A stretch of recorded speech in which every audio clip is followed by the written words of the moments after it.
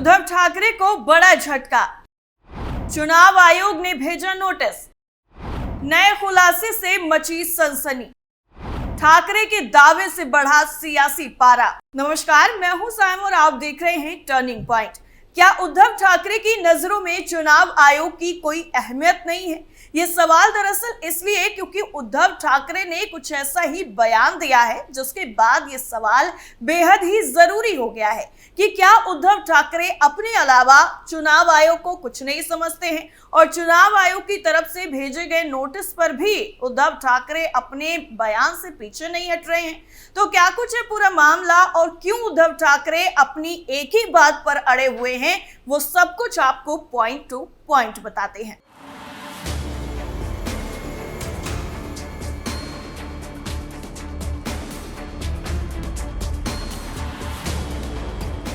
लोकसभा चुनाव के बीच में पार्टी के कैंपेन वीडियो को लेकर चुनाव आयोग ने जब नोटिस जारी किया तो उद्धव ठाकरे ने कड़ी प्रतिक्रिया दे दी।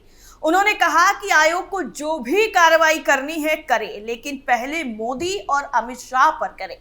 उन्होंने पीएम मोदी और गृह मंत्री अमित शाह के चुनावी अभियानों का हवाला देते हुए कहा कि वो अपने कैंपेन सॉन्ग में बदलाव नहीं करेंगे। शिवसेना यूबीटी के प्रमोशन सॉन्ग पर चुनाव आयोग ने गाने में भवानी शब्द के इस्तेमाल को लेकर नोटिस भेजा था। इस पर उद्धव ठाकरे मीडिया के सामने आए और कहा कि देश में अहम मुद्दे पर अब बात नहीं हो रही है। उन्होंने पीएम मोदी और अमित शाह के चुनावी अभियानों पर बात की जिसमें वो कथित रूप से राम मंदिर के विषय पर बोल रहे थे।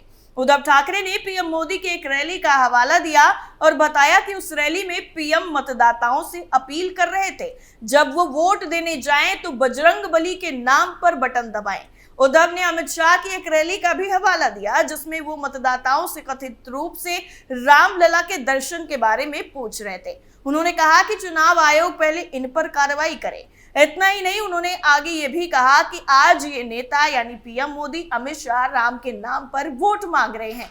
क्या अब नियम बदल गए हैं? इतना ही नहीं, उद्धव ठाकरे ने आगे कहा कि ये मुद्दा उठाया जा रहा है क्योंकि हमारा चुनाव चिन्ह मशाल है और हमने एक प्रेरणा गीत बनाया है। ये जब चुनाव आयोग तक गया तो उन्होंने दो शब्द हटाने के लिए कहा है, एक हिंदू धर्म और दूसरा भवानी।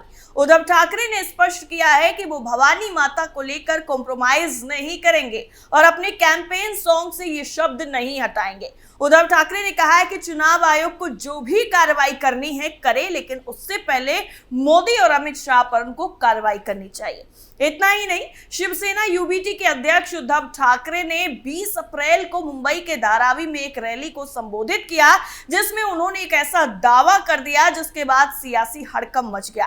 दरअसल उद्धव ठाकरे ने इस दौरान कहा कि तत्कालीन मुख्यमंत्री देवेंद्र फडणवीस ने 2019 में मुझसे कहा था कि वो दोनों दलों के बीच में सत्ता बंटवारे के तहत उनके बेटे आदित्य ठाकरे को महाराष्ट्र के अगले मुख्यमंत्री के रूप में तैयार करेंगे।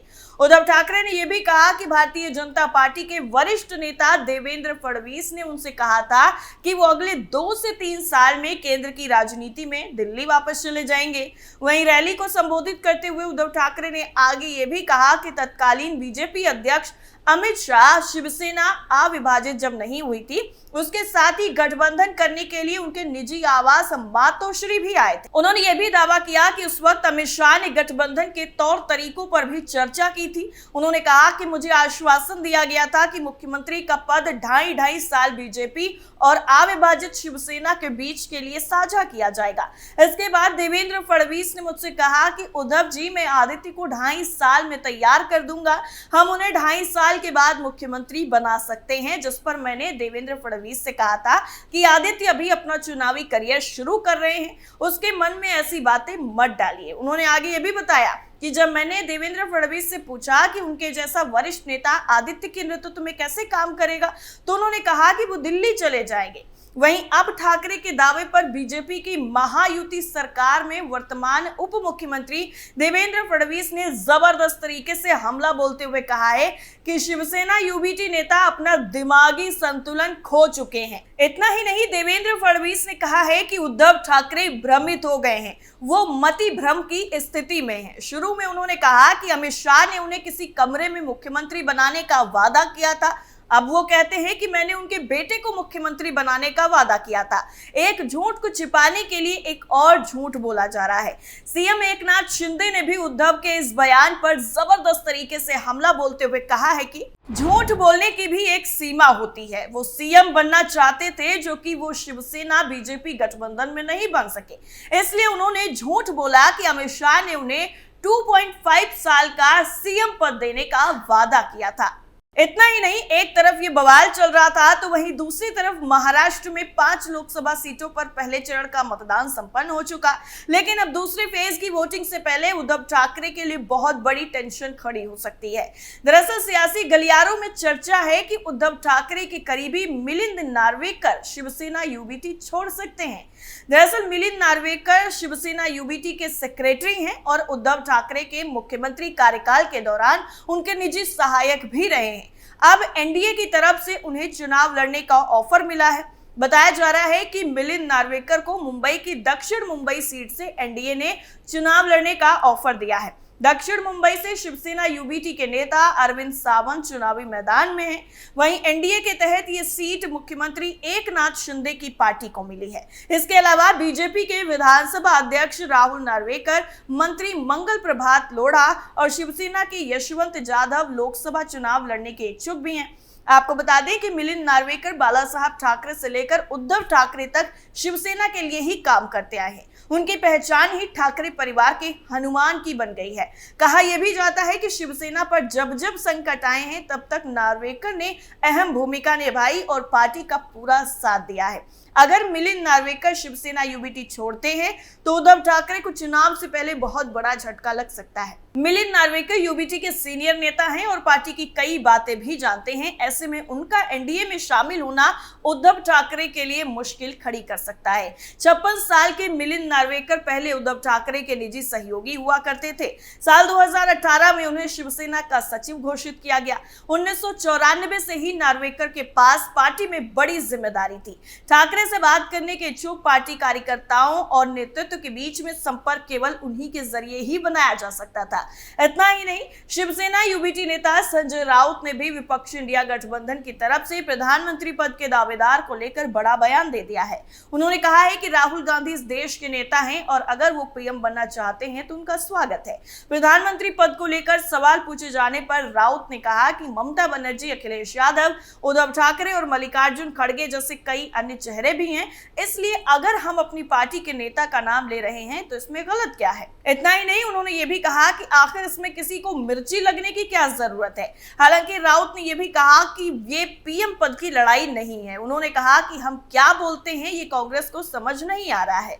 संजय राउत का ये बयान ऐसे समय आया है जब इंडिया के घटक दलों की बैठक जो है वो रांची में होने वाली थी। दरअसल कांग्रेस अध्यक्ष मल्लिकार्जुन खड़गे, नेशनल कॉन्फ्रेंस के अध्यक्ष फारूक अब्दुल्ला, समाजवादी पार्टी के प्रमुख अखिलेश यादव, तृणमूल कांग्रेस सांसद डेरेक ओ ब्रायन, शिवसेना यूबीटी नेता प्रियंका चतुर्वेदी और भारतीय कम्युनिस्ट पार्टी, मार्क्सवादी, लेनिनवादी, लिबरेशन के दीपांकर भट्टाचार्य भी इस रैली को संबोधित करने वाले थे। लोकसभा चुनाव के मद्देनजर ही आयोजित की जा रही इस रैली में 5 लाख से ज्यादा लोगों के आने की उम्मीद जताई गई थी। झारखंड के मुख्यमंत्री चंपई सोरेन ने दावा किया कि इस रैली में केंद्र सरकार के तानाशाह रवैये का खुलासा होगा। उन्होंने एक्स पर एक पोस्ट में लिखा था कि ये रैली राज्य के आदिवासियों और मूल निवासियों पर केंद्र सरकार की तरफ से किए जा रहे अत्याचारों के विरोध में है। उन्हें जल, जंगल और जमीन से दूर करने की साजिश का पर्दाफाश करेंगे। बात यहीं पर खत्म नहीं होती है, क्योंकि अभी हाल ही में संजय राउत ने बीजेपी कैंडिडेट नवनीत राणा को लेकर भी ऐसा बयान दिया जिसने सियासी घमासान तेज कर दिया। दरअसल शिवसेना उद्धव गुट के नेता और सांसद संजय राउत ने अमरावती से बीजेपी उम्मीदवार नवनीत राणा पर विवादास्पद बयान दिया। संजय राउत के इस आपत्तिजनक बयान पर उत्तर प्रदेश सरकार के औद्योगिक विकास मंत्री नंद गोपाल गुप्ता नंदी ने कड़ी आपत्ति जाहिर की है। मंत्री नंदी ने जारी बयान में कहा है कि सम्मानित महिला सांसद के खिलाफ नचनिया जैसे अभद्र, अमर्यादित और घोर आपत्तिजनक शब्द का इस्तेमाल संजय राउत की ऊंची सोच और मानसिक दिवालियेपन का प्रमाण है। मंत्री नंदी ने अपने बयान में यह भी कहा है कि जहां एक तरफ प्रधानमंत्री नरेंद्र मोदी अलग अलग क्षेत्रों में मात्र शक्ति की भागीदारी, हिस्सेदारी और प्रतिनिधित्व के लिए सतत प्रतिबद्ध हैं, तो वहीं दूसरी तरफ विपक्ष उन्हें लगातार अपमानित करने का काम कर रहा है। कैबिनेट मंत्री नंदी के मुताबिक ये दिखाता है कि इंडी गठबंधन वास्तव में घमंडिया गठबंधन है, जिसके नेता आए दिन लोक मर्यादा को तार तार कर रहे हैं। इस तरीके से बेशर्म बयानबाजी पर सोनिया गांधी, राहुल गांधी, प्रियंका गांधी, अखिलेश यादव, डिंपल यादव, शरद पवार, सुप्रिया सुले, तेजस्वी यादव जैसे इंडी गठबंधन के दूसरे नेताओं की चुप्पी दिखाती है कि ये सभी इस अपराध के सह अभियुक्त हैं। इतना ही नहीं, मंत्री नंदी यहीं पर नहीं रुकते हैं। वो आगे कहते हैं कि कौरवों की भरी सभा में पांचाली के चीर हरण पर मौन रहने वालों का अंत कैसे हुआ, ये हम सब जानते हैं। इस घमंडिया गठबंधन का हश्र भी ठीक उसी तरह होना सुनिश्चित है। दरअसल जिस तरीके से संजय राउत ने अमरावती में बीजेपी उम्मीदवार पर ये अभद्र टिप्पणी की थी, उसके बाद खूब घमासान हुआ, अलग अलग तरीके से उन पर आरोप लगाए गए और कहा गया कि उनकी जो मानसिकता है महिलाओं को लेकर वो पूरी तरीके से घटिया है, इसलिए वो इस तरीके की बयानबाजी कर रहे हैं। लेकिन संजय राउत को लेकर जो घमासान शुरू हुआ था वो थमता हुआ नजर नहीं आया। लेकिन ऐसे में उद्धव ठाकरे ने जिस तरीके से इलेक्शन कमीशन से साफ तौर पर ये कह दिया है कि उनको जो भी करना है, जो भी एक्शन लेना है वो एक्शन ले ले, लेकिन हम जो कर रहे हैं हम वही करेंगे और हम अपने जो कैंपेन सॉन्ग है उसमें से वो शब्द नहीं हटाएंगे जिसको हटाने के लिए चुनाव आयोग ने कहा है। यह साफ तौर पर यह दिखाता है कि उद्धव ठाकरे खुद को चुनाव आयोग से ऊपर मानते हैं और चुनाव आयोग की तरफ से भेजे गए नोटिस को कुछ भी नहीं समझते हैं, जिसका खामियाजा उद्धव ठाकरे को लोकसभा चुनाव में जरूर भुगतना पड़ सकता है। आपको क्या लगता है इस पूरी रिपोर्ट को लेकर, हमें कमेंट करके जरूर बताइए। टर्निंग पॉइंट में फिलहाल के लिए इतना ही। बाकी तमाम खबरों के लिए आप जुड़े रहिए कैपिटल टीवी के साथ। नमस्कार।